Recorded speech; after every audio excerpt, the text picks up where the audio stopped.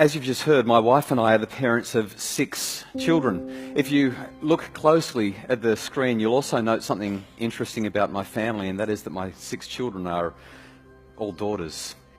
But this is Chanel with a couple of her friends in our kitchen goofing off, and Chanel's just turned 17. I was driving to work with her, and I could tell as she drove that she was not happy. It might have been the way that she revved through the 6 gears on her way to top speed in the 60 zone, and she just wasn't happy. And I commented, I said, Chanel, you seem like you're unhappy. And she rolled her eyes, and I said, I get a sense that you're unhappy with me. And she said, yes, Dad, I am. And I said, I'm so glad that you've told me that. Could you tell me why? She said, well, sure. Today I found out that 2 weeks ago all of my friends had a party and they didn't invite me, and I only just found out about it today. And when I asked them why they didn't invite me, they said, well, because it was the kind of party that Dr. Justin Coulson wouldn't have approved of. And for those of you for whom the penny didn't drop, I'm Dr. Justin Coulson. And straight away I felt so bad for her. I thought, oh my goodness, my parenting is causing my daughter to be ostracized and isolated and to feel horrible and to miss out on opportunities to be with her friends. But do I want her to have those opportunities?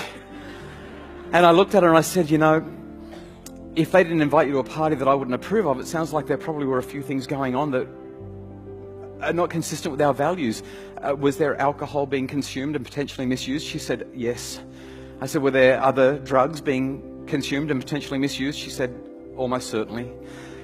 I said, were people disappearing into rooms for intimate encounters that they may or may not regret the next day? She said, possibly. I said, well, I'm really glad you weren't there. And so I said, do we need to revisit the rules? She looked at me and said, Dad, I know why we have the rules. I've been part of the conversations, remember? I said, okay. I said, I want to ask you a tough question. You're nearly an adult. You're a year and a bit off being an adult. Now, I think these are good rules, but do we need to rethink the rules? And then I waited and my heart pounded. And eventually she said, Dad, I don't like the rules. And my heart stopped. And I said, oh. And I started to think of how to respond. And as I was thinking, she jumped in and added something else for me. She said, right now, Dad, I don't like the rules one little bit. But they're good rules. I think we should keep them. This is the kind of line that every parent dreams of hearing from their kids. The heavens opened and the angels started singing, and I just wanted to hug her. I was like, yes. If you paid attention to the story, you don't get it by saying, well, damn it, they're good rules and I expect that you will keep them. That's part of being in this family. That's called control.